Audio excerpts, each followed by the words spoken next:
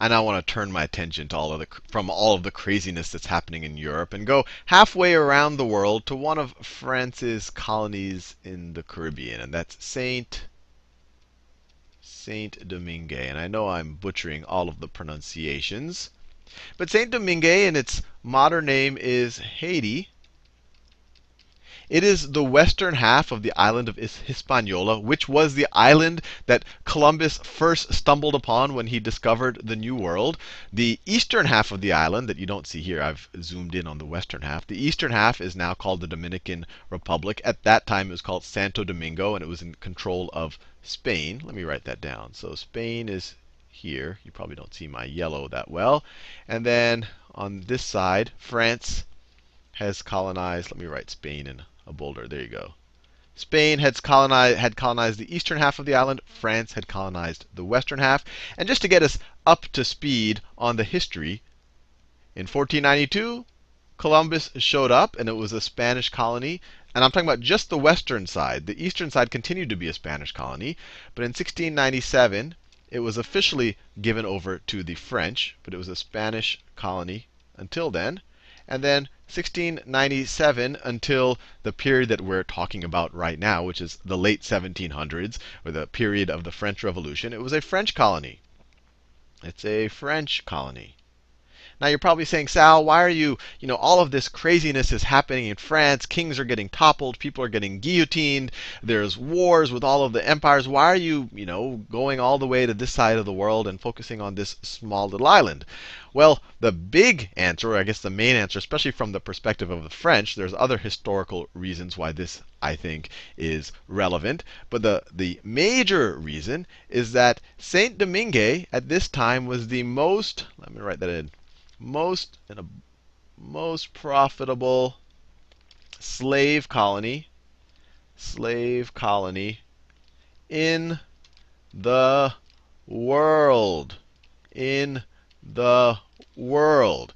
Now, these colonialists, they cared about profit pretty much all the time, to a large degree at this point in history. That's all they cared about. But you have to think about it. Remember, what precipitated the French Revolution, or what I think was a major factor, was that France was broke. France is broke. So you have this little island here. It's a slave colony. Their plantations produce tons of sugar cane, hugely profitable business. Anything that goes on in Saint-Domingue will matter to France, because France is broke. And not only are they broke, but they have all of these wars with pretty much everybody in Europe. So let's go back and remind ourselves of what was actually happening in France at the time. We'll actually go back to France. So 1789, you had your convocation of the Estates General. The Third Estate, they were kind of a little peeved, so they met at the tennis court. They declared themselves the National Assembly. They had the tennis court oath. So National Assembly, Third Estate. Actually, they declared themselves a National Assembly. Then they were kicked out of the room. And then they had to do the tennis court oath, where they promised that they would create a constitution. And they started talking about liberty and fraternity and brotherhood, and all men are created equal, all of these great ideas of the Enlightenment. And while all that was happening, you had this businessman, Vincent Auger. I don't know if I'm pronouncing it right. He was a wealthy mixed race. So let me write that down. He was a mixed race, and he was 1/4, African descent. African, and he was 3/4 European or French European descent. And he was in Paris on business. And while he was there, the French Revolution and this convocation of the Estates General started happening, and said, gee, you know what? I'm a wealthy, educated guy. I own land in what is now Haiti, but in Saint-Domingue at the time. He actually owned slaves. I want to be very clear about this. He owned slaves as well. And he's like, I'm just as good as all of these, I guess you could say, purely European guys all around me, but I don't get equal rights now. But all of this great stuff is happening with talks of a new constitution. Let me get in on this. And so he started lobbying with several other, I guess you could say, forward-thinking individuals. He started lobbying for equal rights. So Vincent Auger, he lobbied for equal rights. the rights to vote and not to be treated like a second-class citizen. Lobbied for equal rights. Now, at first, they were kind of ignored, or the National Assembly, they wanted to do good things, but they didn't want to do something so extreme as considering this wealthy, educated, probably well-spoken individual and equal. So they were repuffed a bit.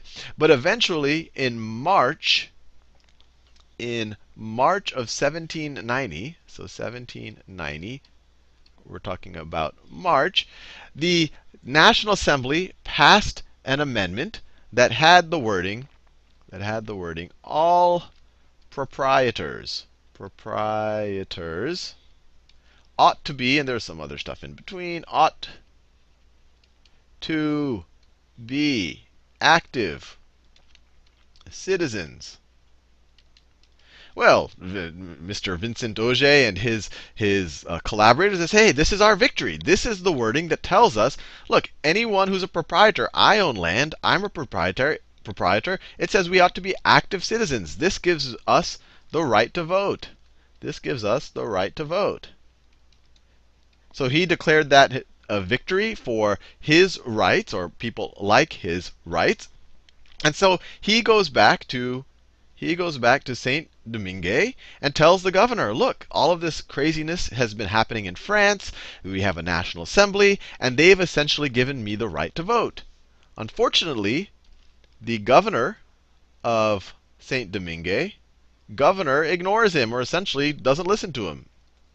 Ignores what he has to say. It says, you know what, I don't care what's going on in France. I'm not going to give you and people like you the right to vote. So this obviously did not make him a happy individual. He seems like he has everything going in his favor. Even the National Assembly seems to be going in his favor, but the governor ignores him.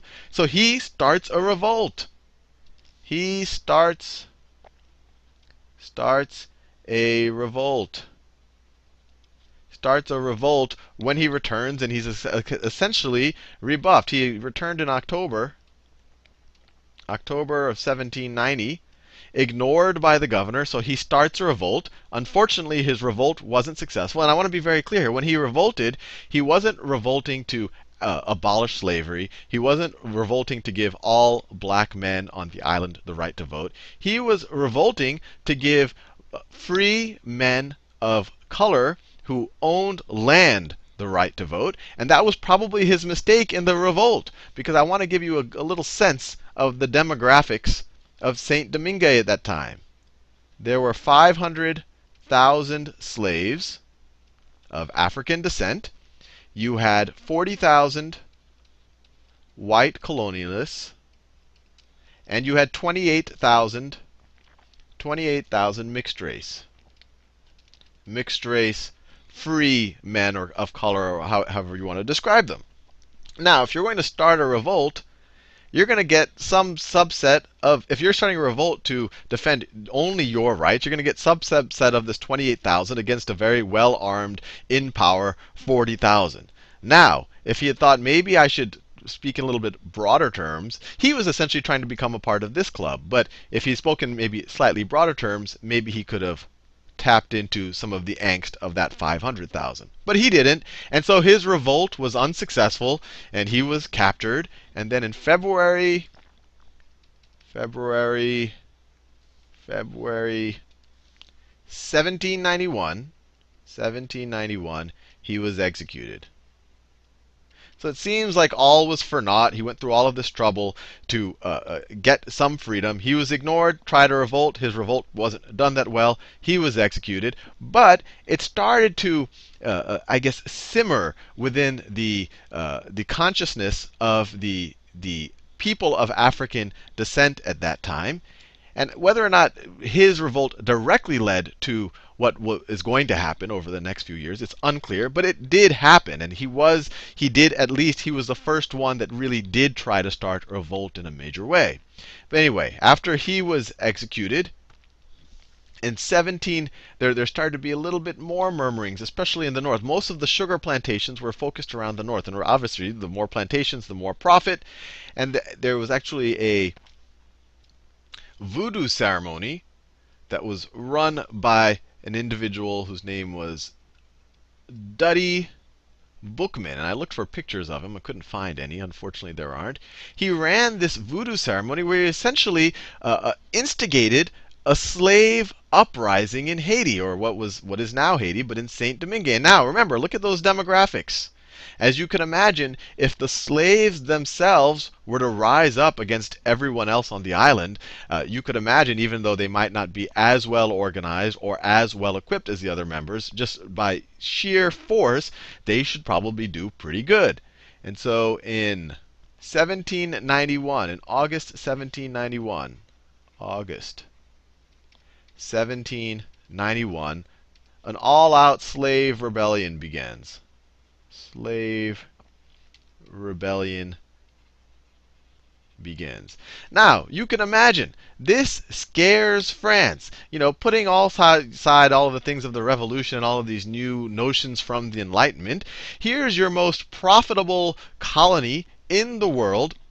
And all of a sudden, there's a revolt.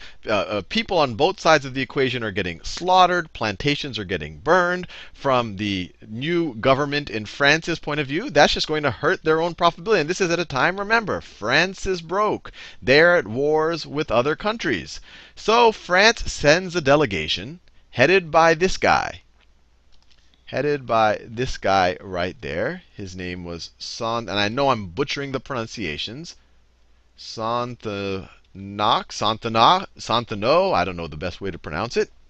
And it was him plus 6,000 or 7,000 troops. 6,000 or 7,000 troops. And they essentially were sent from France to put down the slave rebellion, to kind of get things back to the way they were. And in order to kind of consolidate everyone on France's side right here, France in April 1792, so let me write this down. So in April 1792, the Legislative Assembly, you might remember a new constitution was created at the end of 1791, and that entailed a new Legislative Assembly. Legislative Assembly. They essentially gave full citizenship to all free people of color. Full citizenship. So unfortunately, Vincent Auger was a little bit ahead of his time. If he had just waited a couple of years, he wouldn't have had to revolt. Or maybe he helped to precipitate this. So it's not clear. Maybe his revolt, and then which maybe helped precipitate the eventual slave revolt, which eventually might have helped the Legislative Assembly come to terms with this idea. Maybe he made it happen, or maybe it would have happened on its own. But they made full citizens out of people, free people of color. Free people of color. And they probably did that. I mean, you could view it as kind of a positive or a negative spin. The positive spin was this is consistent with the ideas of the Enlightenment and the Revolution. Or if you want to kind of view a more strategizing view on it, they probably said, hey, there's all this craziness going on in Haiti. If we can at least get these people on our side, we might be able to properly suppress these people over here. And let's be clear, many of these mixed race free men of color, they owned slaves themselves. So from their own self-interest, they were actually very similar to the white colonialists in Saint Domingue at that time. So if they were a little bit more strategic about it, it might have been just to kind of consolidate the power on the free people on the island, or the landowners on the island. But they sent that message with Santano and 6,000 to 7,000 troops to get things back in order. But you might remember, and even that, this did not make this made many people very unhappy, even on the island. Some of those white colonialists at that time, they weren't the most liberal thinking people, and they probably didn't appreciate this idea of free men of color being able to have all of the same rights as they did. So there was obviously a lot of antagonism against this guy, against Santano right there. And then you might remember that in February 1793, we saw that in the previous video, or in several videos ago. February 1793, you start having war with Great Britain. War with Great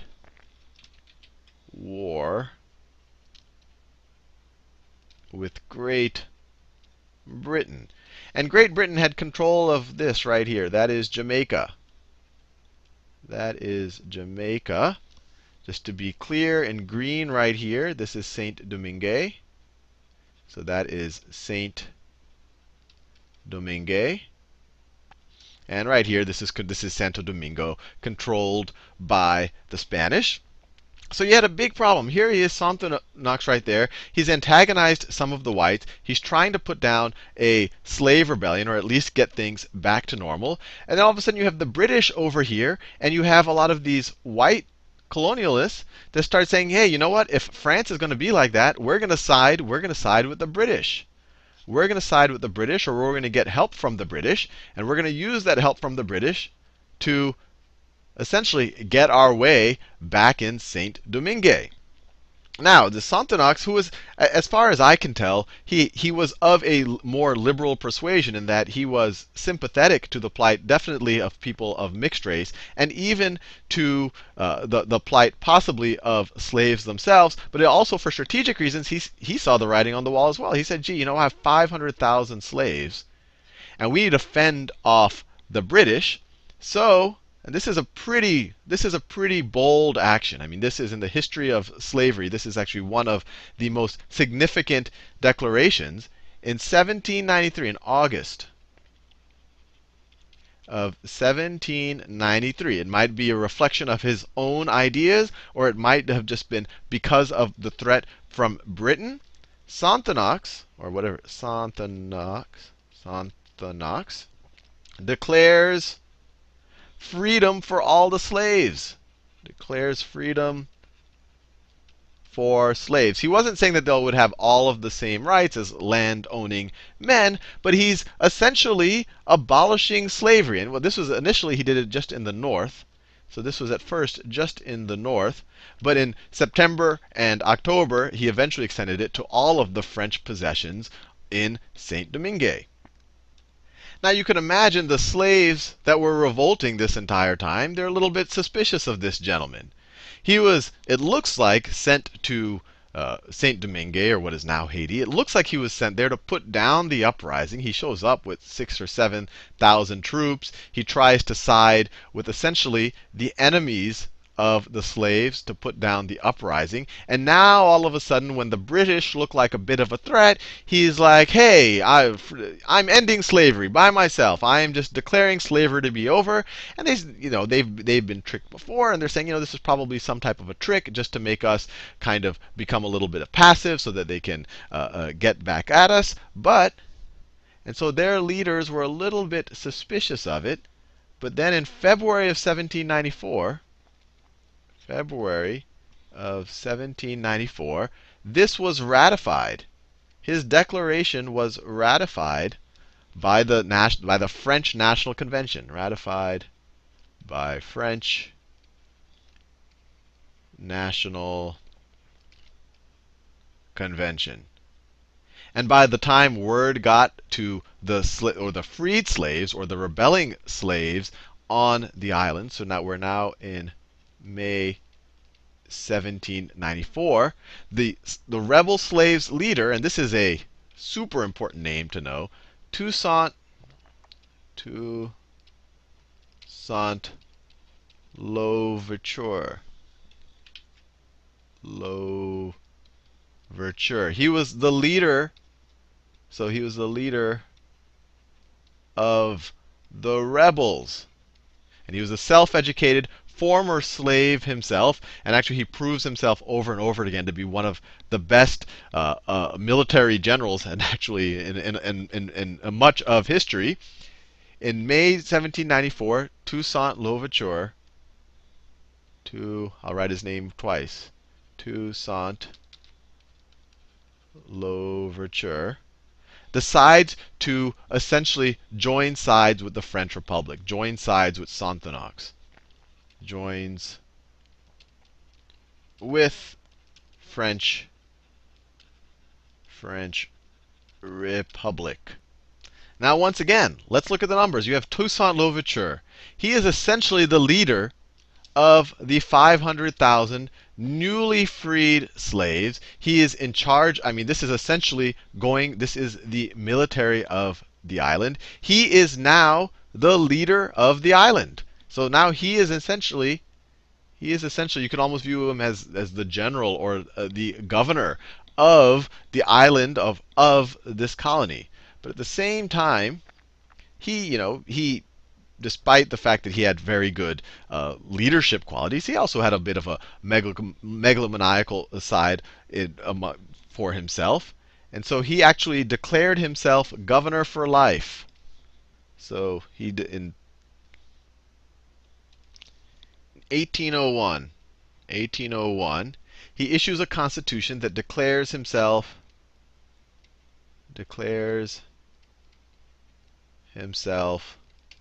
governor for life.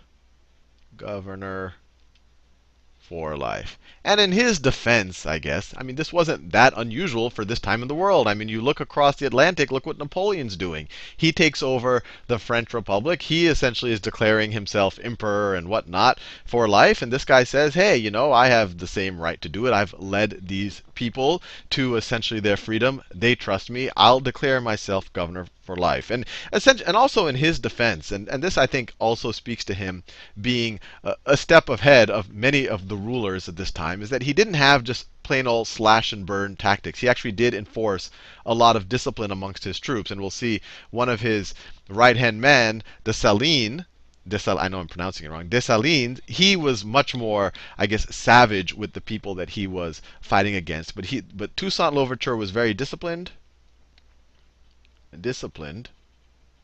And when he came to power, he actually did not try to get revenge on the mixed race or on the white plantation owners. He realized that, hey, you know what? We are a new people in charge of what is essentially a new country, or in his mind, it's a new country. But let's not try to rock too many boats. Let's try to kind of keep our society going in some reasonable way so that we don't just, ruin ourselves into oblivion. And he also did not declare independence from France. So that's an important point too. He wasn't some type of, true. He didn't want to completely disjoint themselves from France. So no independence. He was just happy, essentially being part of the French Empire, but he himself will be the governor. Well, now you can you can imagine on two levels, Napoleon was not happy. And you remember that in 1799 and especially 1800, Napoleon comes to power, calls himself the first consul. Napoleon not happy. And he's not happy on essentially two grounds. One, there's this upstart here declaring himself governor for life of this island. No one can do that but Napoleon. The other problem that Napoleon had is all of a sudden, once you lose 500,000 slaves and they are now free men, and they can essentially, you now have to pay them maybe slightly better wages instead of just making them do what you want and just extracting all the profits, the island, the colony, becomes much, much less profitable. So in the back of his mind, he also wanted to reinstate slavery. And you'll see that he does it explicitly later on. So doesn't like slave freedom. So he sends his brother-in-law. You need a dirty job to do. You got to send someone you trust. He sends his brother-in-law, Charles Leclerc. Charles Leclerc, with 40,000 troops. 40,000 troops. So Napoleon is definitely taking the situation seriously, with 40,000 troops to essentially take back the island from Toussaint Louverture. And so you imagine there's this huge battle that goes on the island of Saint Domingue, or the western half of the island, or the part that's controlled by the French. And eventually, they start to get the upper advantage. And it doesn't help the fact that Toussaint Louverture's, some of his closest generals or his closest aides, when they kind of see the writing on the wall, when they see that this guy, and the next video I'll talk about how barbaric some of the things this guy did was. But once some of Toussaint Louverture's generals started to see the writing on the wall, they actually turned on him. And one of them was, and he actually ends up completing the revolution, but while he was fighting for Toussaint Louverture, this is Jean-Jacques Dessalines.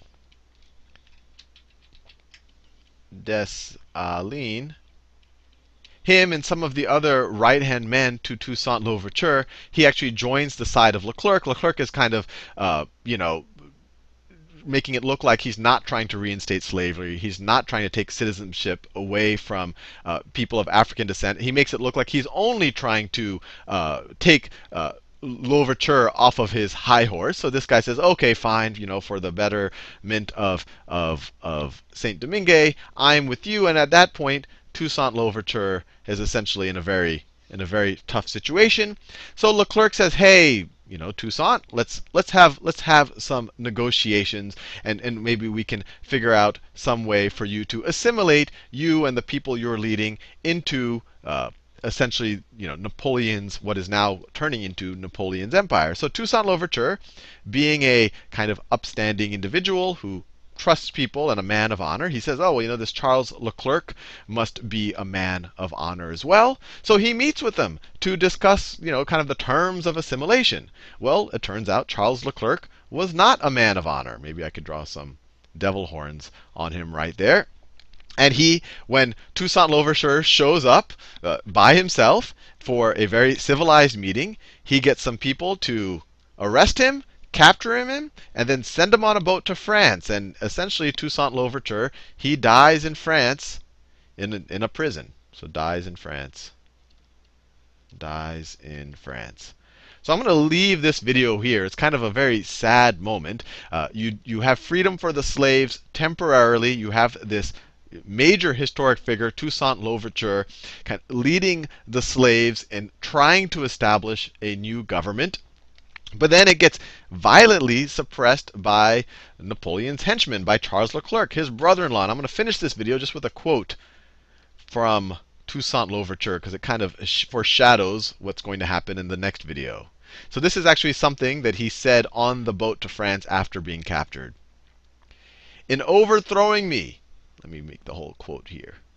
In overthrowing me, you have cut down in Saint Domingue only the trunk of the tree of liberty. It will spring up again from the roots, for they are many and they are deep.